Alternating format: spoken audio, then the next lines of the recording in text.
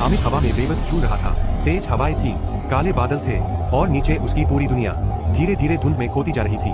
परी उसे एक ऊंचे सुनसान पहाड़ पर ले आई। चारों तरफ अजीब सा सन्नाटा था, जैसे यह जगह इंसानों की दुनिया से अलग हो। फिर वह उसे एक रहस्यमय गुफा के अंदर ले गई। गुफा के भीतर ठंडा पानी बह रहा था। जैसे ही हामिद ने पानी पार किया, उसकी आंखें हैरानी से खुली रह गईं। उसके सामने शीशे जैसा चमकता एक भव्य महल था।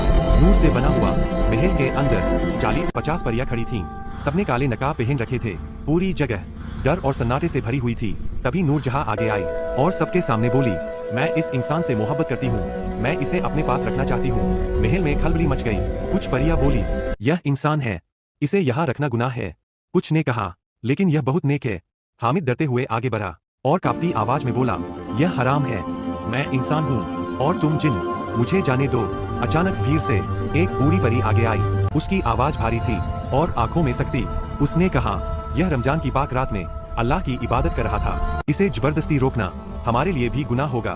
फिर उसने नूरजहां की तरफ देखा, अगर तुम्हारी मोहब्बत सच्ची है तो इसे आजाद करो। नूरजहां की आंखों से आंसू बहने लगे। वह हामिद के पास आई और धीमी आवाज में बोली, मैं तुम्हें पाना चाहती थी, लेकिन तुम्हारी पाकीज़गी मेरी मोहब्बत से बड़ी है।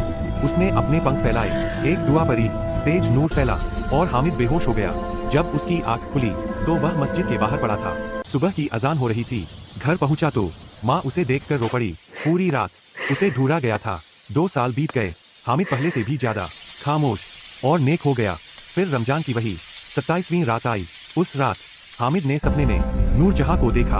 वह सफेद कपड़ों में थी और बोली, मैंने अल्लाह की राह चुन ली, तुम मेरी आखिरी मोहब्बत थे और मेरी निजात का जरिया भी। सुबह उठते ही हामिद के हाथ में एक चमकता हुआ सफेद पत्थर था। उस दिन के बाद उसकी दुआएं कबूल होने लगी।